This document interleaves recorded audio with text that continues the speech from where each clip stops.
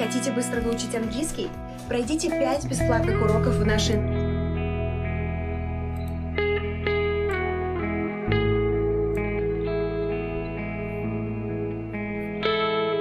Скажешь, когда мы тебе выйдем?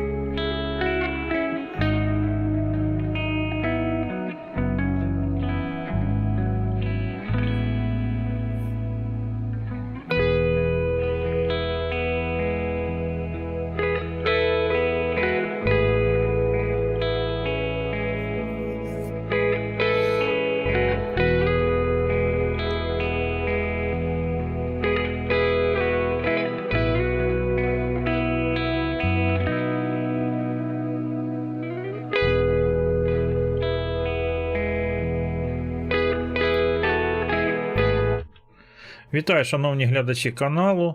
Вітаю, друзі. Здравствуй, Аслан.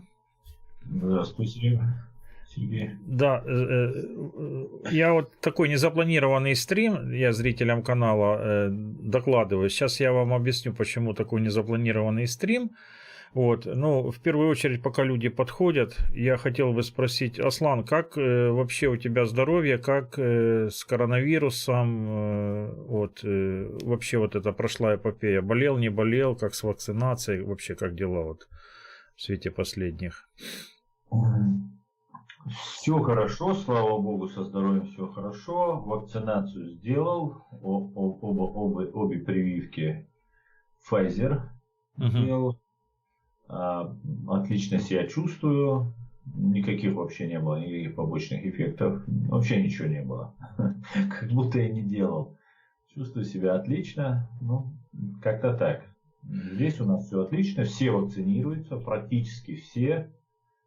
Есть, конечно, недоверяющие до сих пор, но вот мы тут вакцинировались в Гамбурге, вот, у нас здесь есть много центров, где делать, но есть один основной, где вот когда мы вакцинировались, ну, мы уже в конце, правда, были, и сказали, что 1 100 000 уже там прошло у них, около 1 100 000. В Гамбурге 2 миллиона населения. То есть не считать детей и диссидентов, ковид-диссидентов, то почти все провакцинировались.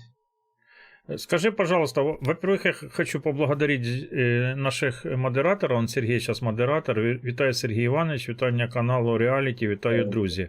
Я, Сергій, тільки що доповідав Аслану, і ми тебе згадували, тому що, кажу, мені тут зроблять рамку, як ти сказав, оверлей, щоб гарно все було, і чат можна було виставити. А Аслан у мене спитав, хто буде робити, каже, бо я теж не знаю, мені аби теж зробили. Кажу, ну, якщо ми просимо Сергія, може він погодиться і Аслану зробить таку. Теж потрібно, Аслан часто стрімить самостійно, а часто стрімить, коли в нього є хтось в гостях, щоб для 2 людей. Ну, це потрібно якось узгодити. Ми узгодимо, я сподіваюся. Аслан, а скажи, пожалуйста, вот ты говорил, что ты посещаешь мечеть в Гамбурге.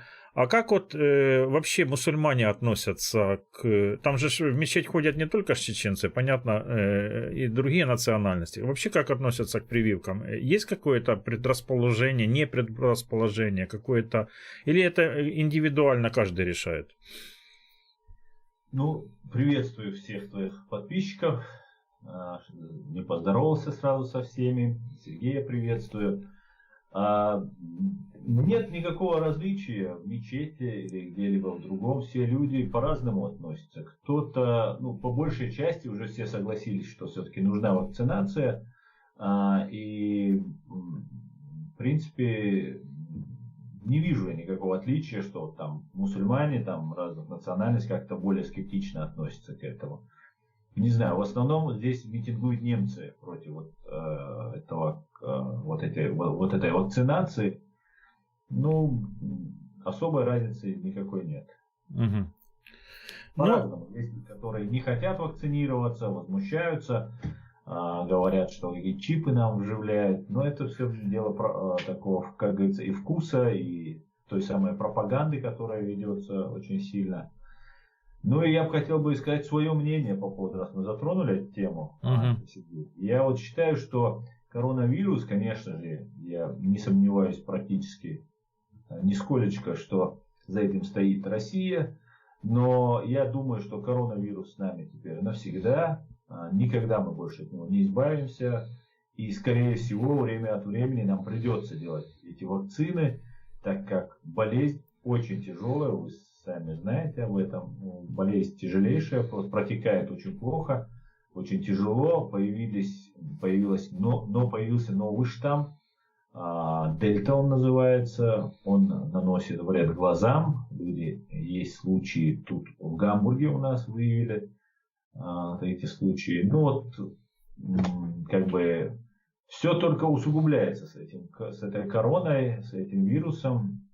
И я так думаю, фашисты из-за стен Кремля нам будут подкидывать их новые и новые штаммы. Как-то так. Самое интересное, что вот Российская Федерация сделала туристические туры для граждан, желающих привиться спутником ВИ. И я не знаю, там очередь стоит, не стоит, из других стран, из третьих стран, из стран четвертого мира, пятого мира или стран первого мира. Я не знаю, как там дела обстоят. Вот. Но в ответ на это туроператоры Российской Федерации, да, ввели туры в Германию, во Францию на ковидные туры, так называемые. И люди имеют право, ну, как имеют право? Турфирма делает, сейчас же их не пускают в Европу, как украинцы, им надо шенгенская виза, они делают туристическую визу им и как-то их туда провозят, для того, чтобы они сделали прививку. Но опять же, большой вопрос состоит в том, а как делать вторую прививку? Потому что когда я прививался, вот я помню, мы сидим в коридорчике, ну, там в поликлинике, да, этот дежурный, ну, медсестра или кто там занимается этим, вызывает, говорит, девушка, которая, надо вторая прививка, которая первую делала за границей. У нас даже так можно было. Первую сделать, она была где-то в туристической поездке, сделала там Pfizer прививку, и вторую прививку делала в Украине без всяких проблем. У меня вопрос возникает, как россиянские федерасты будут делать прививку, или 2 недели им надо жить в Германии, чтобы сделать первую и вторую прививку. Вот я просто не знаю.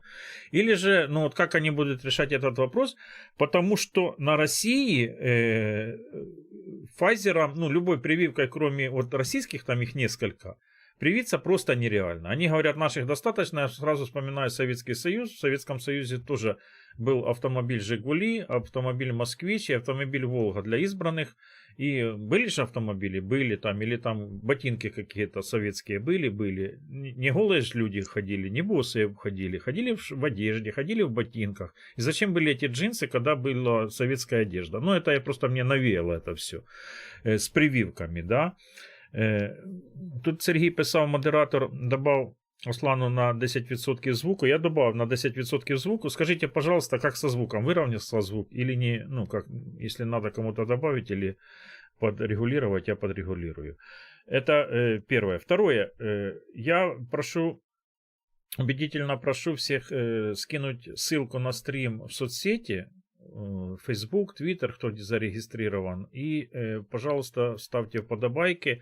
И еще я разрешаю этот стрим копировать и перевыставлять на своих каналах, если кто пожелает. Потому что тут очень важный момент в том, что мы показываем, украинцы, граждане других национальностей, в том, что у нас нету, как вот нас называют там нацистами или фашистами, или как-то по-другому. Я обращаю ваше внимание, что вот мы проводили у нас в конце мая, 1 июня, да, у нас открывалось официальное представительство новое азербайджанской диаспоре в университете, да, в политехе. Вот, и приезжали блогеры разных национальностей в город Днепр, а торжественное мероприятие было в политехе, а торжественный концерт был в еврейской миноре. Это просто показатель, к тому я просто показываю, что граждане Украины могут быть разных национальностей. Например, вот Аслан, он не гражданин Украины. И он и не был никогда гражданином Украины. Да, но он состоит в украинской спилке блогеров. Мы вот думали, как же его можно пригласить в украинскую спилку блогеров, если он не гражданин Украины или не выходец из Украины. Вы знаете, что в украинской спилке блогеров есть граждане, например, Израиля, США, там, Германии, которые не есть гражданами Украины, но они раньше жили в Украине, они этнические выходцы из Украины. Просто мы вот предложили Аслану почесного члена, да, украинской спилки блогеров, и он как почесный член вот, присутствует очень часто, и мы с ним общаемся. Сейчас у нас есть еще там предложение к другим гражданам других стран, которые не этнические украинцы, тоже быть как-то почестными членами украинской спилки блогеров. Я почему про это рассказываю? Что люди доброй воли объединяются с разных стран, и люди доброй воли объединяются разных национальностей. И для этого объединения и показать борьбу с фашизмом, для этого не надо старшего брата. Помните, как в советском гимне пелось: сплотила навеки Великая Русь, там, где они даже Русь слово украли, сплотила. Так нам не надо какого-то старшего брата для того, чтобы мы делали горизонтальные какие-то свои координации наших действий или наших связей. Да? Для этого нам не надо старший брат, и мы довольно успешно координируем и общаемся. Сейчас, вы знаете, мы начали потихоньку общаться с Казахстаном, незаслуженно забытым Казахстаном, не то что забытым, в украинской благосфере, да, потому что у нас своя головная боль, но я еще в 2014-2015 году говорил о том, что может вспыхнуть пожар на России и на границе с Казахстаном. Если у них ума хватит или ума не хватит, или, не дай бог, у них что-то там стукнет в голову, освобождать северной части Казахстана для русского мира. Да. Пока до этого не дошло, но уже такие предпосылки есть, и мы на это обращаем внимание. И лучше заранее поднять волну, да, и поднять общественный резонанс по этому поводу, и обратить на это внимание не только наших зрителей, а вот всей благосферы, и будем это делать. Вы же знаете, и Аслан уже знает, что Куат, правильно его зовут, Ахметов, это казахский блогер, который вот стоял на том, чтобы в Казахстане выполнялись законы Казахстана, Конституция Казахстана. Там очень печальные все-таки идут такие по отношению к казахскому языку. Там зайди в магазин купить хлеба, то на казахском языке, ну вот вы видели многие интервью, да, и Эльдар из Днепра брал у него интервью. В самом деле, насколько дошло, что блогер из своей родной страны должен был уехать. Сейчас он в Киеве живет, мы сейчас думаем, как ему помочь. Вот, в самом деле, да, вот надо в первую очередь информационную поддержку. Это не Украина, конечно. Казахстан не Украина. Да, там очень печально все, но национальный дух там тоже все-таки поднимается. Там тоже поднимается. Да, и это заметно. Вот. И опять же возвращаемся к теме нашей сегодняшней беседы. Да, вы уже знаете, кто подписан на канал. Кстати, модераторы, пожалуйста, скиньте, Сергей и Натали, скиньте, пожалуйста, ссылку на канал Reality в чат. Кто еще не подписался и кто будет смотреть нас в записи, чтобы люди подписались на канал Аслана. Он не чат-рулеточник, как мы, он просто делает много аналитики. У него юридическое образование, и таких людей очень мало, которые так в спокойной обстановке могут разъяснить. И кстати, он может ответить на очень многие ваши вопросы. Если у вас есть вопросы по этой тематике, да, задавайте. Я думаю, Аслан с удовольствием ответит. И подписывайтесь на канал. Вот. Тема нашего сегодняшнего тоже обратить внимание, потому что я знаю, что вот и у Аслана на канале многие блогеры записывают обращения с тем, ну, чтобы поднять, опять же, общественный резонанс и обратить внимание общественности на то, что может быть вот, угроза жизни для тех людей, которые выступают против путинского режима, действующего путинского режима, по-другому его никак назвать нельзя. И я считаю, что наша задача, я вот так подумал, все-таки, наверное, будет лучше непосредственно с Асланом пообщаться, и он вкратце рассказывает то, что можно рассказать, потому что много чего, наверное, рассказывать все-таки не стоит и нельзя рассказывать в целях личной безопасности. А что можно, что есть в открытых источниках, давайте послушаем Аслана, а вы готовьте вопросы. Пожалуйста, Аслан. Да, спасибо, Сергей. Ну, покушение или подготовка к покушению на ликвидацию меня, она идет уже давным-давно, даже можно сказать, с первых дней, как только я начал заниматься вообще активно общественной вот этой деятельностью. Здесь уже в Германии ко мне в первый раз пришел сам киллер, точнее позвонил мне, представился и рассказал, что ему поручили такое дело пробраться, подобраться и так далее. И вот с тех пор, конечно, сразу же я сообщил правоохранительным органам, и с тех пор вот я уже ощущаю постоянную угрозу. Последняя вот угроза, то, что у меня, слава богу, мои родители и родной брат находятся здесь, но другие мои кузены, троюродные братья, ну и вся моя большая родня, они проживают в Чечне. И я с ними не поддерживаю никаких отношений в целях их безопасности, в целях, ну и по другим причинам расходимся по разным взглядам и так далее. И в конце концов их по одному забирают, пытают, очень жестоко пытают. Вот сейчас забрали третьего моего кузена, пытают очень жестоко, как умеют только на России.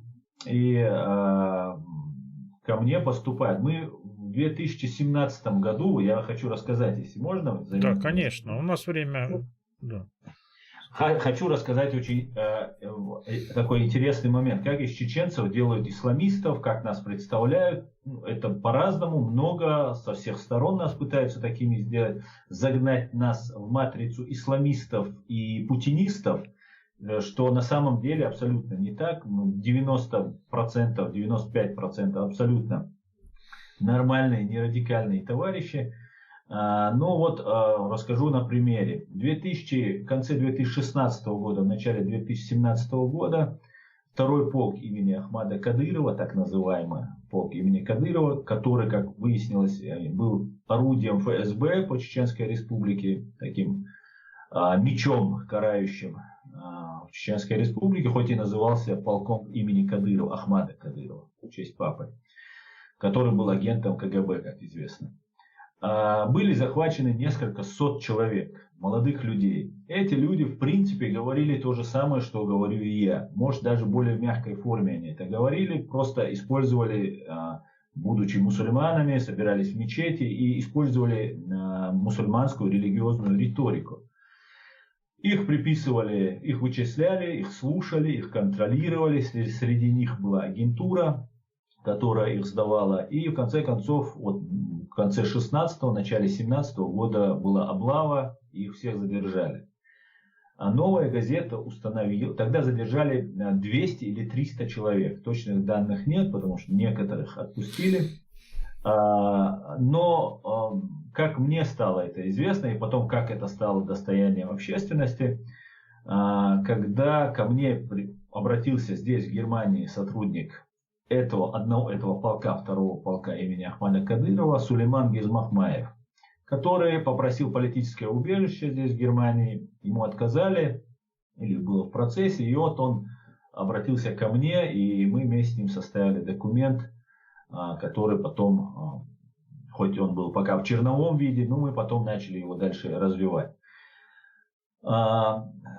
В полку имени Ахмада Кадырова, второй полк имени Ахмада Кадырова, было казнено, где был непосредственным свидетелем этой казни, 13 человек. Свидетелем был Сулейман Гезмахмаев. Новая газета установила 27 фамилий. По моим данным, по данным моей правозащитной организации, мы получили информацию о 100 казненных. В 2017 году, в январе, феврале, в марте были казнены около 100 человек. Они казнились, их тела уничтожались, некоторые тела сжигались на покрышках автомобильных, некоторые тела хоронились на русских православных кладбищах, чтобы там мусульмане не искали там. Ну и так по-разному уничтожались тела.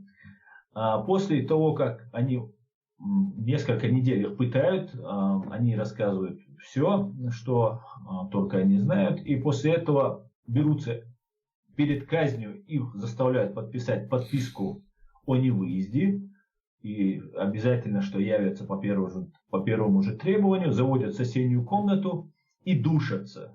13 человек, из 13 человек 11 человек были задушены, чтобы не пачкать комнату кровью, где у них тренируются вот эти убийцы. Учебные занятия у них там проходили.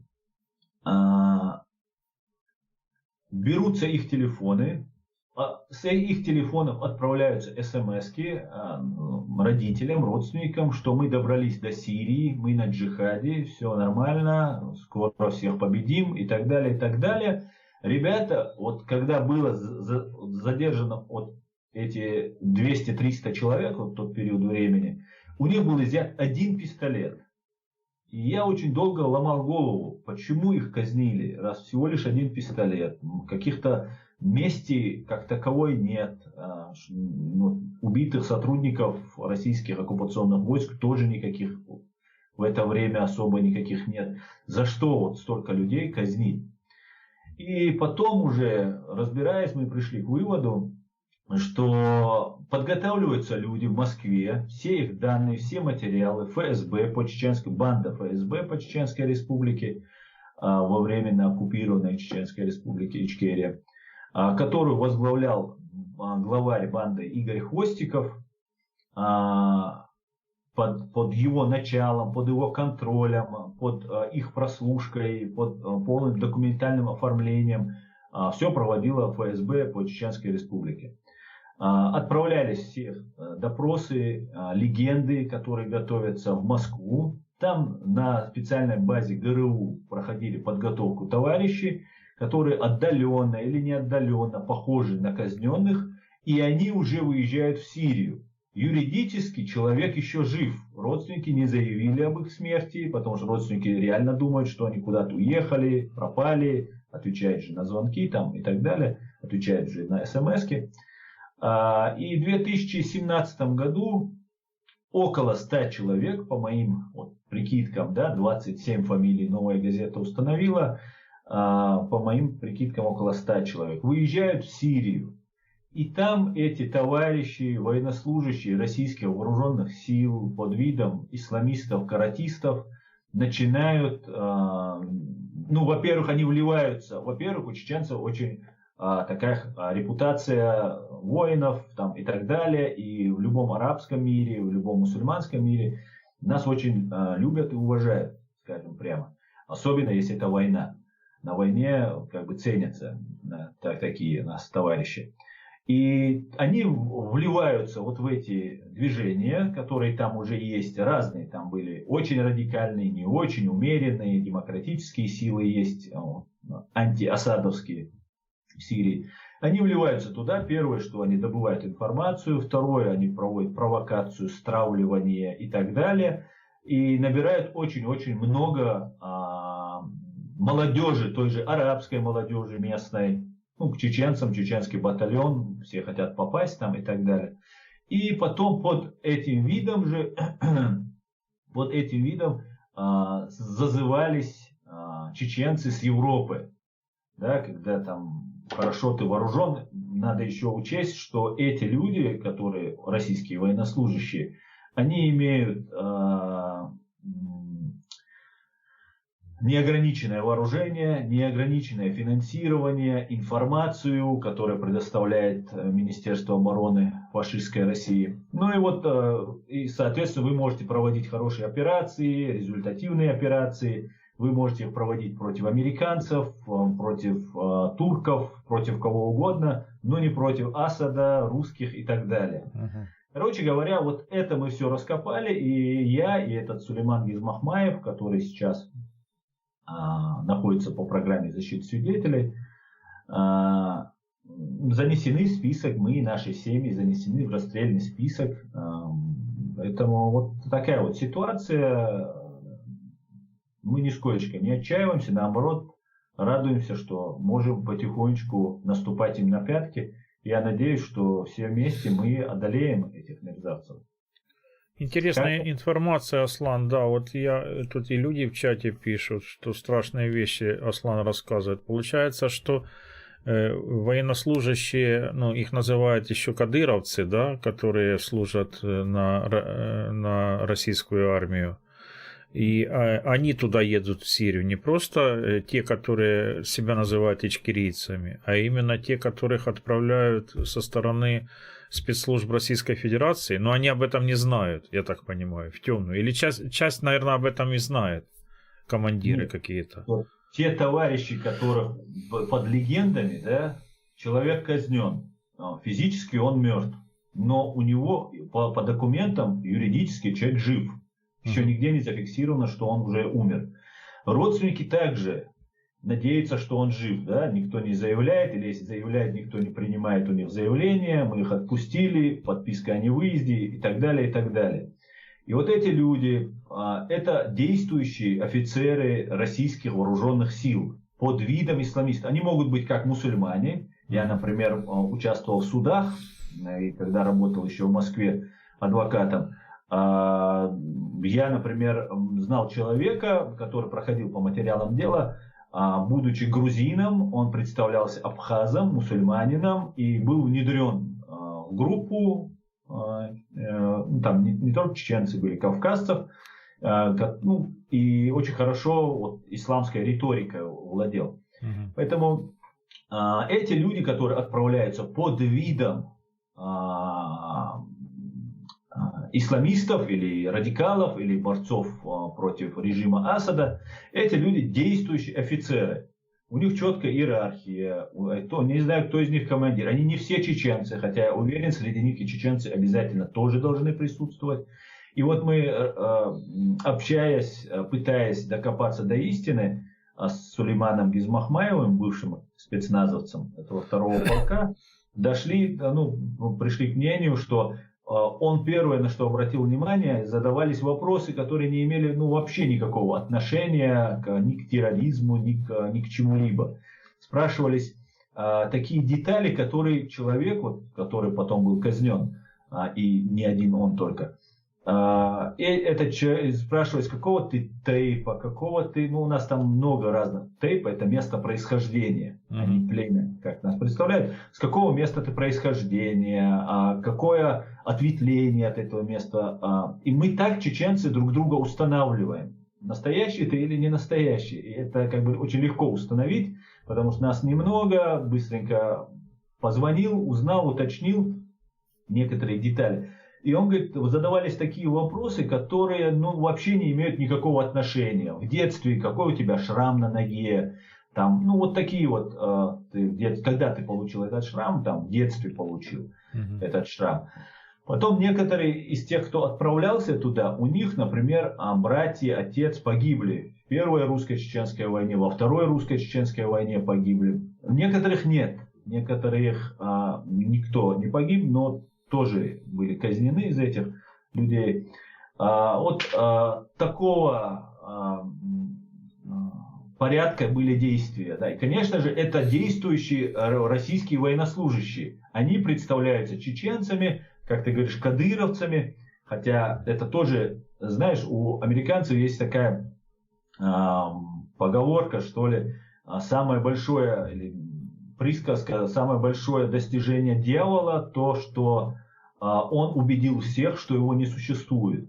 Так вот, вот самое большое достижение Путина по оккупации Чеченской Республики, одно из самых больших его достижений, и ФСБ, что не они управляют, а управляет какой-то Кадыров.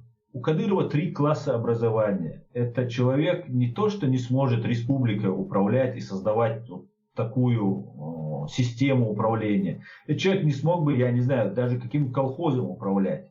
Ну, может, колхозом смог бы, да, не будем слишком уж. Кроме самих Кадыров, к вам, например, как таковые кадыровцы не приезжали. Хотя выступали от имени кадыровцев те люди, которые связаны с Кадыровым.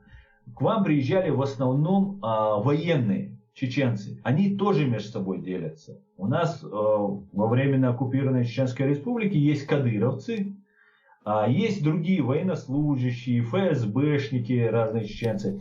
Они говорят, что они кадыровцы, когда нужно, но так они друг друга ненавидят, что готовы при первом же разрешению с Москвы друг друга просто перемочить. Поэтому, ну, условно говоря, кадыровец — это уже такое слово нарицательное, предатель. Все. Кадыровец — это предатель.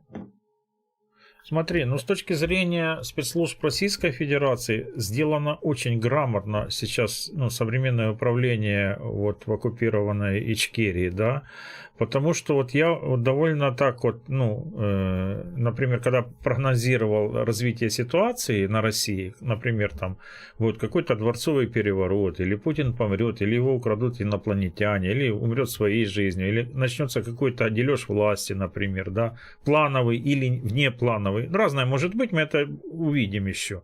И вот, например, когда после того, как они остаточно растоптали свою конституцию в прошлом году, да, сейчас любая территория Российской Федерации имеет право сказать: вы растоптали конституцию, у нас конституция не работает, вот, и мы уходим с этой, ну, например, Татарстан там, или Якутия, да.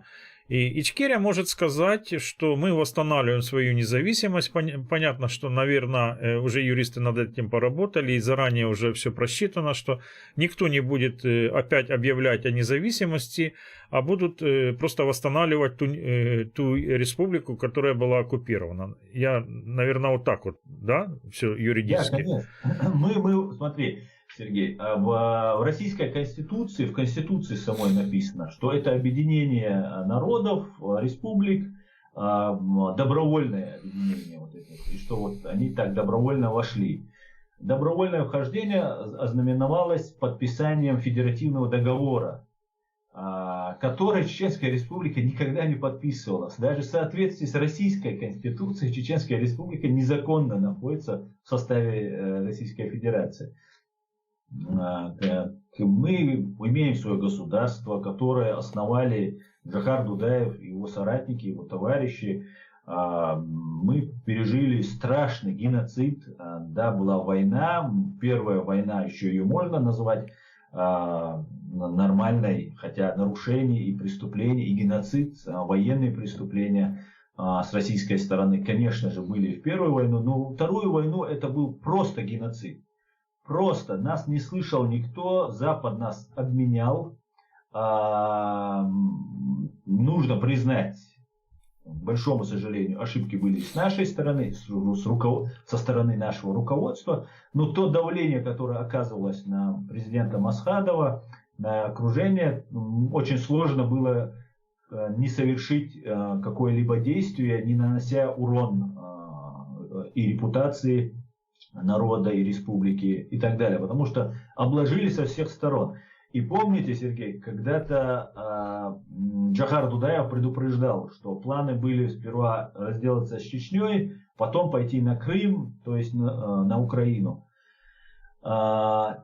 И никто к нам тогда, Джохару к нам не прислушался. Теперь я хочу сказать, и украинцам в первую очередь, если вы не выстоите, я вам гарантирую, вот то, что говорил Джохар, случилось, вот то, что сейчас происходит с Чечней, произойдет с вами. Будет какой-нибудь там Захарченко или еще кто-нибудь, который кадыровец, и под этим видом ФСБ, который имеет агентуру у вас там внутри, будут вот вытворять с вами все, что возможно. И ваши солдаты, ваши сыны будут новыми солдатами империи. а у вас 40 миллионов там, или около того, и очень много войн Путин сможет вести уже вашими руками. Хотя будут представляться, конечно, что это сила русского оружия и так далее, и так далее. И украинские патриоты, например, 2010 года чеченский язык, с 2010 после того, как мы пережили этот геноцид и так далее, чеченский язык ЮНЕСКО внесен в список исчезающих языков. У нас огромное количество онкологических больных. Вы можете приехать в Москву, в Ростов, это два самых больших онкоцентра, где они просто, вы заходите, как будто вы в больницу в Чечне попали.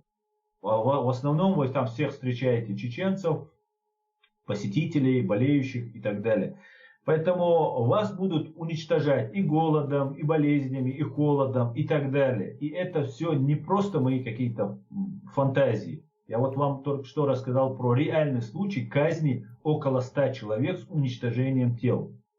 То же самое в другой форме, под другим видом будет происходить с вами. Поэтому, украинцы, еще больше нужно набраться сил, терпения и продолжать бороться за свою и нашу вместе общую свободу.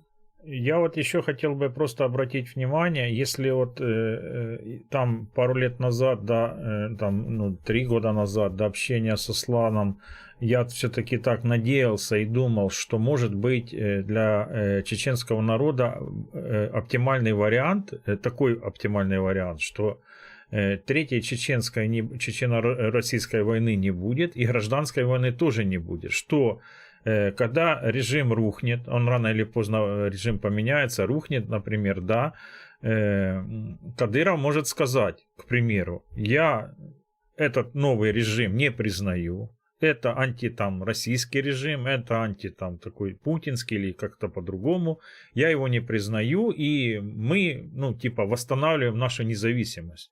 И вот тут в связи последних событий, и я думал, может тогда чеченские старейшины, лидеры, тейпы договорятся и что-то будет как-то простят, например, то после вот этих слов и вот этих сообщений, этих новостей, понятно, что уже никто не простит. Как можно такое простить?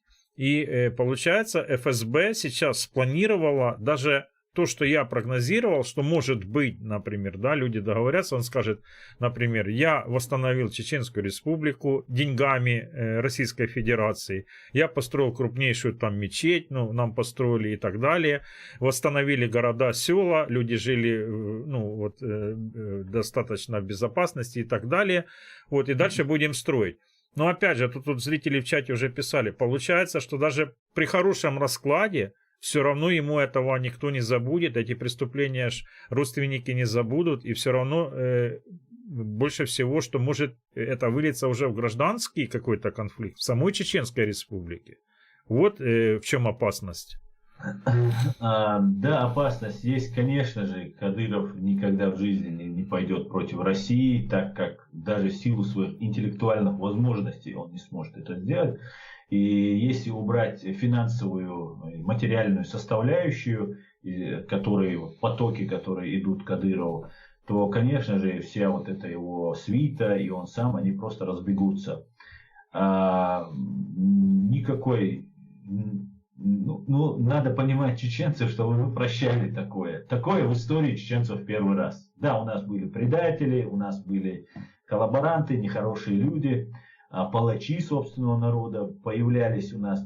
Но вот на таком высоком уровне, чтобы русские его ставили во главе, и вот он так откровенно унижал чеченский народ по приказу ФСБ, такого еще не было.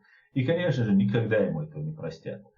Но проблема очень сложная, все так глубоко, я не знаю, так очень, все очень нехорошо, скажем так. Нехорошо. Нехорошо. Нам придется очень долго с этим разбираться. Конечно, и будет и амнистия будет для некоторых лиц, и много чего будет. Кадыров и вот это окружение, которое вот мы видим на экранах, которые запятнали свои руки нашей кровью, конечно же, этим людям никакого прощения быть не может. Потому что это должен решать суд, а суд не сможет простить массовые убийства, измену Родины и так далее. Ну, как-то так. Да, тут надо как-то, я не знаю, ну рано об этом еще говорить, потому что тут понятно, что время не пришло, но задуматься об этом надо, что когда будут эти события, чтобы как-то это не переросло именно в гражданский конфликт, уже в братское кровопролитие, да, а чтобы как-то в самом деле судебными решениями, ну вот не знаю, тут советовать со стороны сложно, когда убили твоего брата, там, отца и так далее, да, это в самом деле. Вот, ну, вот эту мину заложили в самом деле на будущее, спецслужбы страшную мину заложили, страшную. Даже спрогнозировать очень тяжело, как это все можно будет вырулить в какое-то правовое русло. Ну, у нас есть план, у нас есть очень хорошее направление, которое нас выведет к бескровному, да, гражданской войны не будет, я могу сразу сказать, потому что для того, чтобы была гражданская война, должна быть идея какая-то. Все держится на русских штыках. Как только русские штыки покинут нашу территорию, а это с помощью международного сообщества мы обязательно сделаем, и как только Россия ослабнет, у нас есть очень хорошие надежды, очень хорошие направления, в котором мы будем двигаться. Гражданской войны не будет, будет наказание виновных, как должно быть в любом правовом государстве в соответствии с законом. Конечно, эксцессы будут, но я думаю, чеченцы, мы разберемся, дай бог.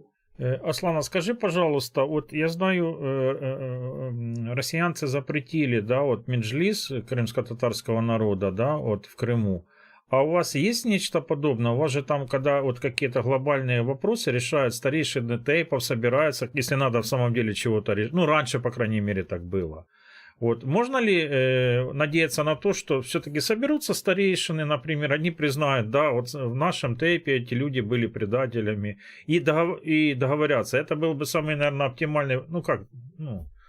Именно так и будет, Сергей. Каждая семья, каждый род, он, конечно же, моментально открестится. Все прекрасно понимают, что бы нам ни рассказывали, что нету никакой идеи жить с русскими и так далее. Уберите просто финансы оттуда, и вот этих патриотов русских просто как ветром сдует. Нет их. Вся их идея, весь их русский патриотизм строится на рублях, которые выделяет Россия. И мы прекрасно знаем, что эти люди предатели. Да, мы молчим, потому что весь народ, переживший геноцид, чеченцы постгеноцидный народ, мы потеряли 30% от числа своих граждан. Мы сейчас находимся в заложниках. Весь народ находится в заложниках. Если кто-то хочет посмотреть, как люди жили в 1937 году, вы можете поехать в Чечню и посмотреть, как там живут. Да, там рождаются дети, улыбаются, смеются. Но вот шаг вправо, шаг влево, вы оказываетесь казненным, запытанным и так далее, и так далее. Поэтому просто чеченцы выжидают, накапливают силу, выжидают, набираем информацию для предстоящего большого уголовного процесса, судебного процесса, который будет. Ну и вот там будем дальше развиваться, двигаться в таком направлении. На прошлых выборах в Государственную Думу, которые Украина и другие страны, да, не признали, вот в Чеченской Республике набрали там 99,7 или 99,75 чего-то. Я помню, таких цифр даже в Советском Союзе не было. Там вроде даже чуть-чуть поменьше. В Северной Корее вроде такие цифры были, да? Вот, в Северной Корее, по-моему, Чаушеско тоже набрал прямо перед казнью буквально тоже вот такие же проценты. Вот тоже непонятно, зачем так демонстративно, да? Я вот обратил внимание, когда спрашиваю у граждан Российской Федерации, кстати, про выборы, как раз мы начали про выборы на России, я был очень удивлен, что они нарисовали меньше 50%. И этот вопрос задавал гражданам России. У них напрочь нету никакого критического мышления. Ни у них, ни у их блогеров. Реально они тупые. Потому что вот когда проанализировать ситуацию, я до выборов спрашивал, все, которые пропутинские единороссы, говорили, мы наберем минимум 75-85%. Все поголовно говорили. Те, которые реальные, обычные граждане, обычные терпилы, которые там живут, они говорили, мы ненавидим единороссов, они больше 10%, они тоже перегибали палку, потому что понятно, что единороссы реально... Там один мне попался, такой довольно критический, посчитай, все военные, Росгвардия, менты и силовые структуры. У них хорошие зарплаты, они обеспечены, рано идут на пенсию, им шило на мыло менять нечего, они по-любому будут голосовать за нынешнюю власть. Это уже приблизительно там 20% населения. Плюс там какие-то бюджетники, плюс там, может быть, и пенсионеры и так далее. И реально, говорит, картина не меньше 25%. Так что тех, что говорили там 10%, они ошибались. Но опять же, получилась, наверное, картина настолько плохая, что они даже не рискнули написать более 50%. Они вышли из ситуации, там по мажоритарке люди прошли, и, соответственно, в итоге они набрали больше 50. Но в партийных списках они принципиально могли бы написать 60, сколько угодно могли бы написать. Но написали меньше 50. Почему так произошло? Наверное, сделали анализ белорусских событий прошлого года, где Лукашенко просто вот взял через колено, перегнул и написал, сколько захотел написать. И написали все-таки меньше. И я склонен к той версии, что очень много голосовали против единороссов, будь за кого, за коммунистов. Они не приветствуют коммунистическую партию, но голосовали за коммунистов, лишь бы досадить единороссам. У меня такое ощущение, что коммунисты набрали больше, и они просто забрали у них голоса и переписали себе. Вот у меня такая чуйка, вот у меня нету доказательств, но вот. Ну, да, я согласен с тобой. Нюх потеряли, берега потеряли, как говорится, уже ничего не чувствуют. И вот рисуют вот такие проценты, показать, что вот их очень сильно поддерживают и так далее. Но мне сейчас, украинцам, очень легко доказывать и объяснять что-то после событий, после Крыма, после Донбасса. Конечно, сейчас проще вам объяснять все, но в Чеченской республике, конечно же, нет никаких правил, вообще никаких правил. Есть только правила ФСБ. Кстати говоря, тот самый Игорь Хвостиков, главарь банды ФСБ по Чеченской республике, был переведен в Татарстан. Через несколько месяцев там случился террористический акт, как только там на школу напал. И тоже парень, тоже вот очень похожий был. Он был сам татарином парень, но вот с религиозной риторикой особо не дружил. Видимо, не мусульманин был, но говорил такие же вещи, как говорят вот некоторые вот эти сумасшедшие, которые отправляют на разные террористические акты. Говорил там, я от Бога, меня Бог послал и так далее, и так далее. Как только туда Хвостиков перебрался. И они вербуют людей по интернету и так далее. И в Чеченской республике есть только вот ФСБ, которая контролирует, и администрация Путина, которая имеет непосредственно прямой контакт с Кадыровым, Рамзаном. Рисуются любые цифры, ну, что сказать, обычный концлагерь. Концлагерь, увешанный гирляндами, и делается вид, что все хорошо. На самом деле далеко все нехорошо.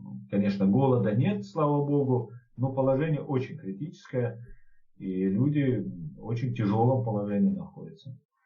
Я вот очень благодарен Аслану, да, это лишний раз напомнить украинцам, потому что многие, вот там у нас есть так называемые оппозиционные каналы, я их не называю оппозиционные, я называю прокремлевскими каналами, 3 закрыли, а наш еще остался, там еще там начали вещать. Так вот это ожидает, и тут я с Асланом 200-300% согласен, что вот это же ожидает Украину в случае, если мы капитулируем. Они не собираются, они, кстати, делают сейчас умные, ну как умные, они повторяют Третий рейх, как товарищ Гитлер предлагал полякам делить Чехословакию. Нате, это ж ваше, забирайте, это ваше, потому что ему надо было разделить ответственность. Я забираю львиной кусок, а вам он чуть-чуть.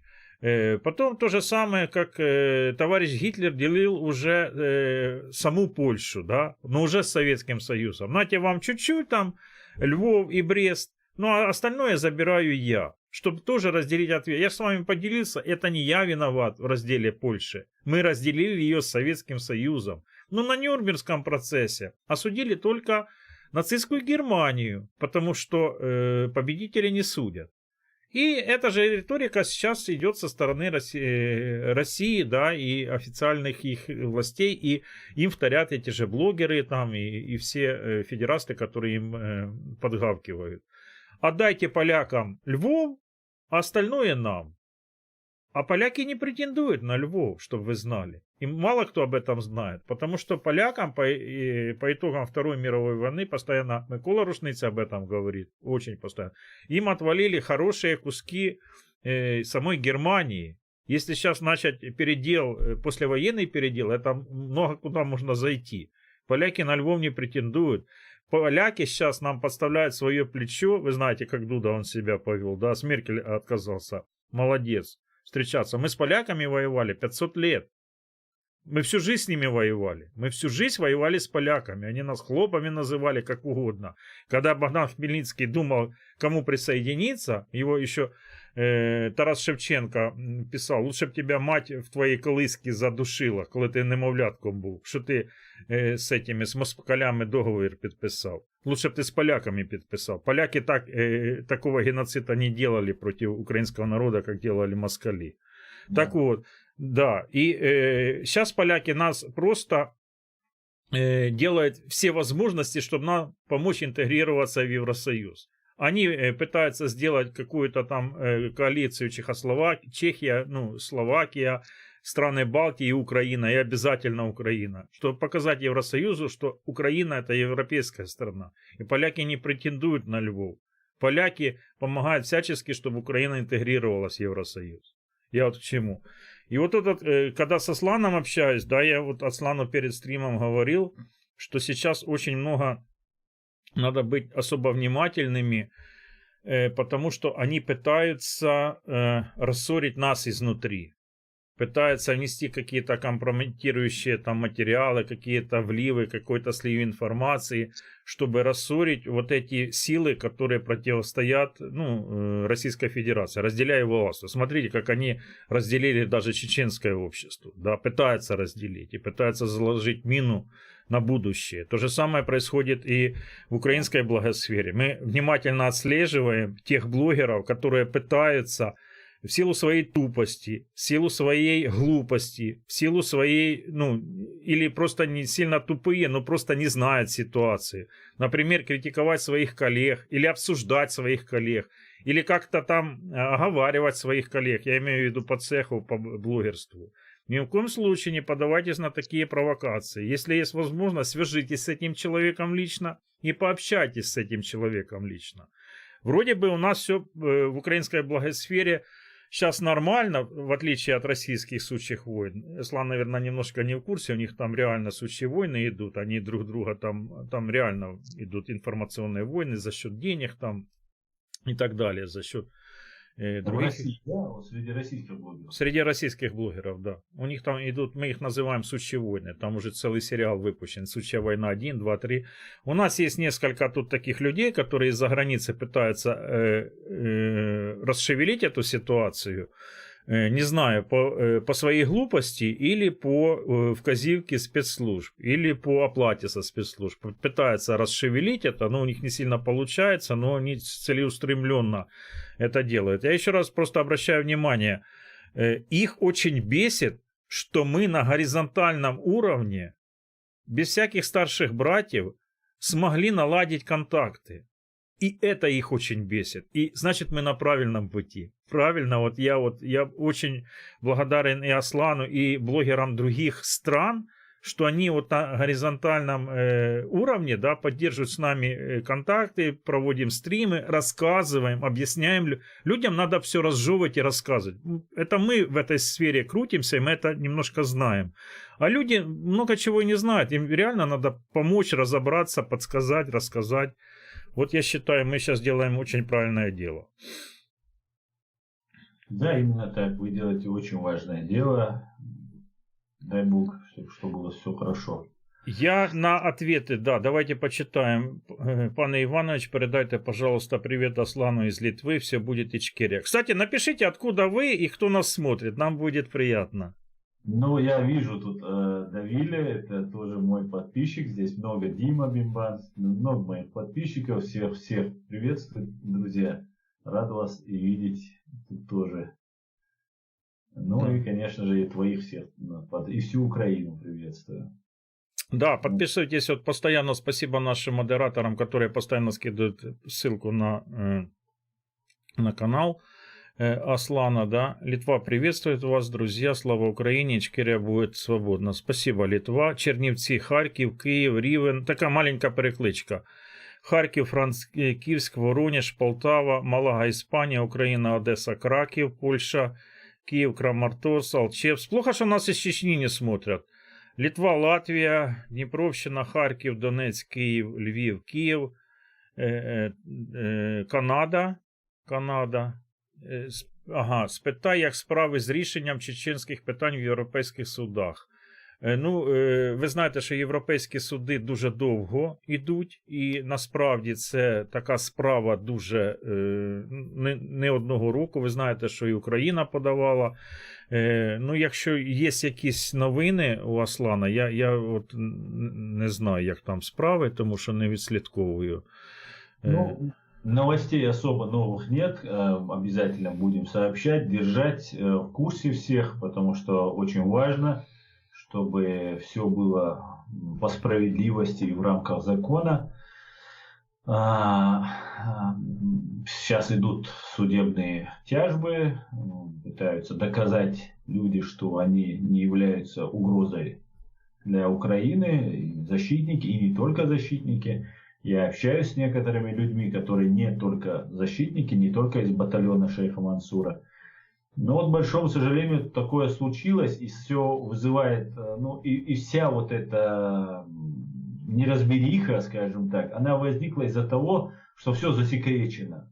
Вот нам не объясняют, ну, за что вот батальон шейха Мансура, за что Асланбека Амагова, которого фактически по частям собирали в украинских госпиталях, который воевал в первую, по-моему, русско-чеченскую и, наверное, во вторую тоже. Ну вот люди, которые не то что не представляют угрозу для безопасности, национальной безопасности Украины, наоборот, в любой момент мы будем лучшими из лучшими друзьями, помощниками во всем. Ну вот так случилось, и вот из-за того, что все так засекречено, возникают такие вопросы. Но я надеюсь, все будет хорошо. Очень надеюсь. Буду держать в курсе, конечно же. Да, я дякую всім, хто поставив подобайки. Дивіться, нас 1000 глядачів зараз дивиться, подобайк 950. По-перше, давайте додамо подобайки, хто тільки що прийшов. Поставимо 1000 подобайок чи не поставимо? Ну, давайте до кінця стріму поставимо 1000 подобайок. Це по-перше. По-друге, я дозволяю всім копіювати цей стрім. Я його теж скопіюю. Зараз він йде на каналі Київська Русь, прямий ефір. Я скопіюю, виставлю його на каналі УСБ. І якщо у вас є бажання, будь ласка, можете брати і розповсюджувати його по соцмережам. Потому что, смотрите, самое главное резонанс. Самое главное резонанс, и чтобы вы прекрасно понимаете, что спецслужбы Российской Федерации, понятно, что там генерал-майор какой-нибудь или полковник нас не смотрит. А клерки, которые отслеживают саму благосферу, да, отслеживают тенденции, отслеживают, куда идет, что идет, как идет. Реально, они, если они смотрят нас, как мы общаемся в чат-рулетке, по-любому, что они посмотрят этот стрим, сделают какие-то выводы, поставят на карандаш, поставят вопросы, напишут там какие-то рекомендации своим сотрудникам, что, ну, из того, что вот сказал Аслан, да, что он знает, что он не знает, что он может еще знать, потому что мы же прекрасно понимаем, что Аслан сказал сказал не все, что он знает. Вот. Тут все понятно. И понятно, что спецслужбы проанализируют это все и будут делать какие-то выводы. И наша с вами задача просто, чтобы... Вот, я, кстати, благодарен зрителям 1000 лайков. Аслан, у нас 1000 лайков за стрим. Вот, благодарен вам всем. Да, спасибо большое. Наша задача, мы на информационном поле должны донести это как можно большему количеству зрителей. Потому что идет в самом деле угроза. Вы знаете, что в Германии были убийства, да? Вы знаете, что их ничего не останавливает. Вы знаете, что сейчас вот опять Британия объявила еще какого-то подозреваемого, еще какие-то санкции по отравлению Скрипалей. Ничего оно не остановилось, они просто притихли. Они притихли все-таки в ожидании и сейчас вот думают, когда нанести удар, как это спровоцировать. И когда общественность и блогеры, и журналисты об этом говорят, все-таки они тогда могут как-то притормозить, пересмотреть свои планы, скорректировать свои планы, потому что все зависит от нашего понимания того, что происходит. Я вот думаю так, что в наших силах. Да, я не знаю, Аслан, если там тебе лично кто-то задавал вопросы, пока я говорил, ты читаешь чат, не читаешь? Если... Да, я читаю, успеваю почитать кое-что. Вон вижу, чеченец мне пишет, Дейрейсуй, шериф. Видел сейчас, твой модератор писала, Наталья, что, скорее всего, это заказ или требование России, что, конечно, не исключается, но в таком случае это просто страшная измена на самом верху, что это самое страшное, что может быть в нашем положении, когда самый верх оказывается нечист на руку. Ну, посмотрим. Я буду надеяться, что разберутся и все станет на свои места. Я вот напоследок хотел бы на что обратить внимание. Это уже не касается Чеченской Республики, но касается мусульманства, да, как Путин заигрывает. Вот. Тут же кнут и пряник. Вот в Москве, вы знаете, там 3 года или 4, я боюсь ошибиться, построили самую крупную мечеть в Европе. В Европе, кажется, да, вот. И приезжал туда Эрдоган, кстати. Любят они так говорить, самая большая мечеть. То в Чечне у них, то в Москве, там, поймешь, самая. А в Чеченской Республике самая большая мечеть в этом, в европейской части, тоже какая-то одна из, большая-то мечеть в самом деле, да, вот. А сейчас, вот после того, как Эрдоган сказал, что Крым это Украина, с трибуны Организации Объединенных Наций. Я, кстати, попросил Эльдара, говорит, переведи, пожалуйста, с турецкого, потому что хорошая тема. И реально он молодец, перевел, рассказал там, вкратце тезисно, о чем говорил Эрдоган. Вот, поддержка Украины. А тут ожидается, я посмотрел 60 минут, они там были шокированы просто этим обращением Эрдогана. Они говорят, а как же он собирается в Москву? А сразу после Генассамблеи, через день-два, официальный визит Эрдогана в Москву. Официальный, рабочий, я не знаю, визит будет. И вот они шокированы. А как же Эрдоган? Эрдогану, наверное, плевать. Вот я сказал, что Крым это Украина, и все. Вот он собирается в Москву. И опять же вопрос от Скобеевой прозвучал. А как он собирается? Он приедет на открытие мечети в Крыму. В Крыму же это мечеть, которую пообещали тоже по аналогии с Чеченской Республикой. В Крыму тоже строится какая-то большая мечеть. Для того, чтобы крымские татары, показать крымским татарам, вот мы поддерживаем, при Украине не было у вас такой мечети, а вот там вот в Симферополе, кажется, строится эта мечеть. Вот. И будет официальное открытие этой мечети, будет там Путин или не будет, я не знаю, но вот они хотели бы туда затянуть на открытие этой мечети Эрдогана и Путина. И вот для меня остается интригой, приедет ли на открытие, торжественное открытие этой мечети в Крым Эрдоган. А если приедет, как он будет себя чувствовать после того, как он сказал, что Крым это Украина. Хотя Эрдоган, знаете, что может сделать? Он может в Крым прилететь из Турции. И этим не нарушая законов Украины. Понимаете как? Вот же не обязательно он должен лететь в Москву, а потом из Москвы в Симферополь. Он может прилететь туда с Анкары, да? И все, и сказал, я не нарушаю. Я приехал в украинский Крым на открытие мечети, которые построили оккупанты. Я не знаю, как это будет. Для самому это интересно, как это все будет. Ну, мне кажется, даже можно было вообще не ехать в Эрдогану туда. Не знаю, может быть, какая-то польза для крымских татар и украинцев, которые проукраинские, для них было бы хорошо. Может быть, если от этого есть какая-то польза, то, наверное, да. А так, мне кажется, зачем ехать на оккупированную территорию? Зачем? Не нужно. Тут вот Жека пишет, Аслан выпускал ролик, в котором осуждал действия Талибана. Было это или не было, не знаю. Да, было. Я тоже мне сейчас тут задают вопрос по поводу этого Талибана.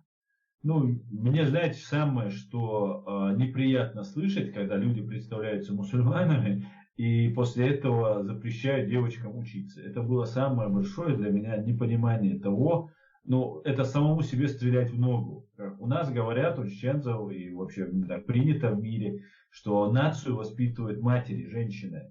Если мама у тебя необразованная, то чаще всего ты тоже становишься необразованной. Ну, в редких случаях наоборот происходит. И поэтому у меня много вопросов к Талибану, к этому движению. Из чеченцев хотели сделать Талибан. Слава богу, ничего не получилось, хотя успехи кое-какие у них были. Поэтому я думаю, они сами там разберутся. И сейчас Талибан уже не такой грозный и не такой радикальный, который был в самом начале. Сейчас они уже и девочкам разрешат учиться, уже, по крайней мере, они говорят об этом. За это мне реально стыдно. Стыдно, что есть еще на этой земле люди, которые запрещают девочкам учиться. Так, сами разберутся без нас. Ну вот сегодня появилась информация, что один из руководителей Талибана сказал, что опять возобновляется вот за воровство кисть руки будут отбивать, как написано, не знаю, вот, а если более тяжкое преступление, то руку будут отрубывать, вот, и людей это пугает, такой радикализм в самом деле людей пугает.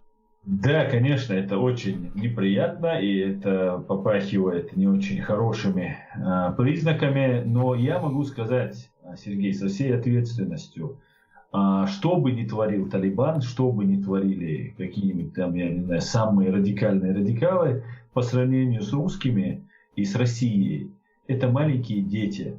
При всем при этом, конечно же, с одной песочницы все вот эти нехорошие товарищи.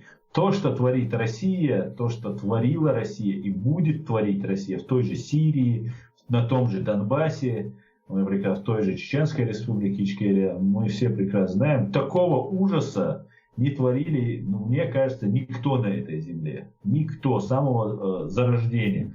Мы с ними по закону, по-людски, и они очень умеют мимикрировать. Знаете, у русских медведь, да, символом является. Он очень хорошо умеет повторять за кем-то. Вот россияне умеют очень хорошо повторять что-то. И вот они умеют прикрываться демократией, там, в отличие от талибов, которые прямо говорят, да, мы будем отрубать ноги, руки. В этом плане россияне делают вид, что они такие демократичные и так далее. Нет, это не так, далеко не так. Далеко не так. Хотя нам, людям, говорящим на русском языке, выходцам из Советского Союза, они более понятны, чем пуштуны, которые сами по себе, основной костяк Талибана это пуштуны, сами по себе они такие дервиши, они такие, такой скромный образ жизни, они, ну, у них культура такая, что чем беднее, чем ты более такой небогатый, тем лучше у них считается. Ну, такая культура у народа. В отличие от русских, которых мы понимаем, да, более-менее понимаем, потому что, ну, как бы, говорим на их языке, находимся в их информационном поле, очень много лет находились. И сейчас находимся. Поэтому я считаю, что когда говорят, что вот там Талибан встретился в Москве с Лавровым там, и так далее, у меня не Талибан упал тогда в глазах, у меня не Лавров упал в глазах, потому что ему падать некуда. У меня Талибан еще больше упал просто в глазах, как встречаться, декларируя такими себя защитниками мусульман, и по первому зову бежать срочно на переговоры с фашистами в Москву.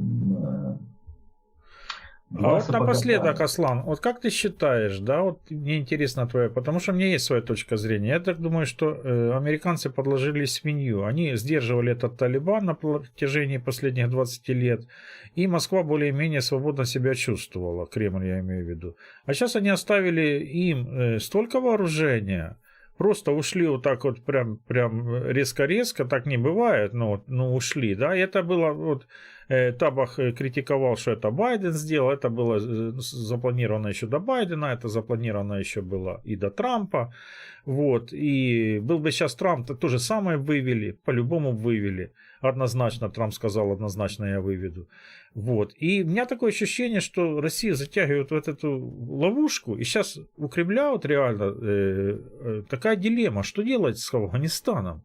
Вот сейчас Кремль оставили 1 на 1.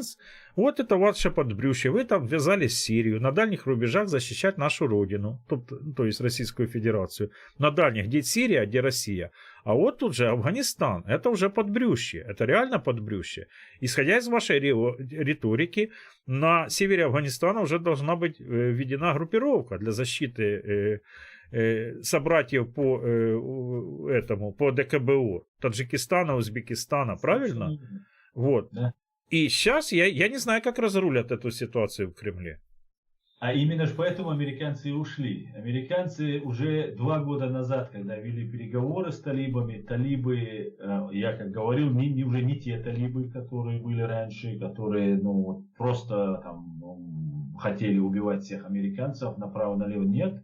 И оружие, то, что оставлено, техника, вертолеты, которые оставлены. Но мы же понимаем, да, что если ты не можешь вывести, то можешь хотя бы сжечь. Так сжечь да? можно, конечно. Одной спички достаточно было, да, чтобы уничтожить это все. И американцы, конечно же, это сделали бы. Никто их не подгонял, никто там их не окружил, что им нужно было бежать наоборот. В том аэропорту, в котором они эвакуацию проводили, да, все видели кадры, как люди бежали за самолетом и так далее.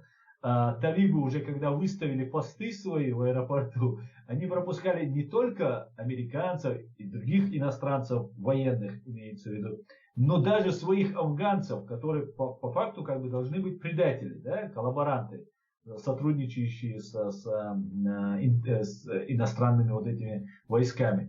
Их тоже пропускали, им разрешали садиться на самолет. Договорняк там полный. И американцы втянулись. Знаете, Сергей, в 1999 году, когда Путин взрывал своих же русских женщин и детей, чтобы объявить нас виновными в этом, для того, чтобы напасть на Чеченскую республику Ичкерия,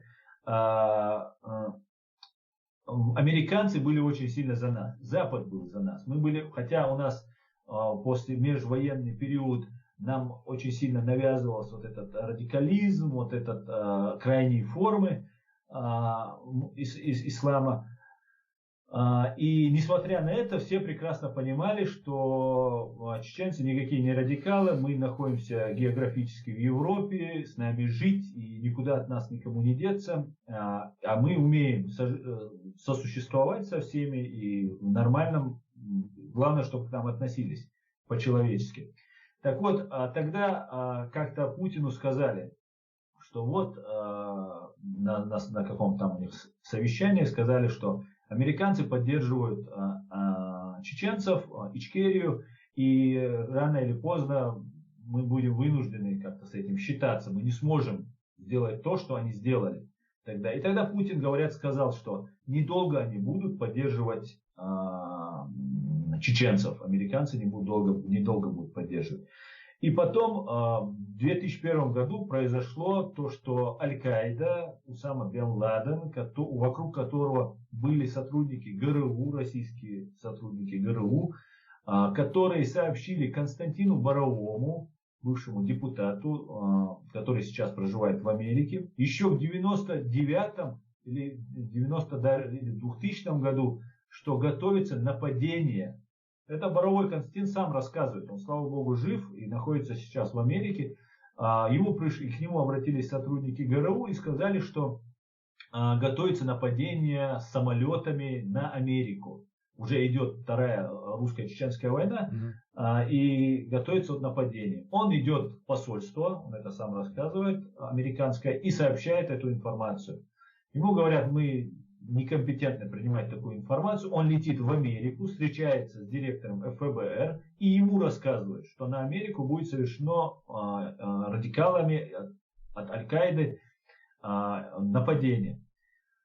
Не знаю, поверили ему или нет, но что произошло, мы все прекрасно знаем. И вот тогда, когда Усама бен Ладен, талибы, по идее, получились вот эти пуштуны, которыми управляют очень сильные пакистанские спецслужбы, приютили у себя Усама бен Ладена. И выдавать они тоже не могли человека, который, например, меня, Германия не выдаст. Не знаю, если начнется война, может и выдаст России, но по идее, Усама бен Ладена не выдали.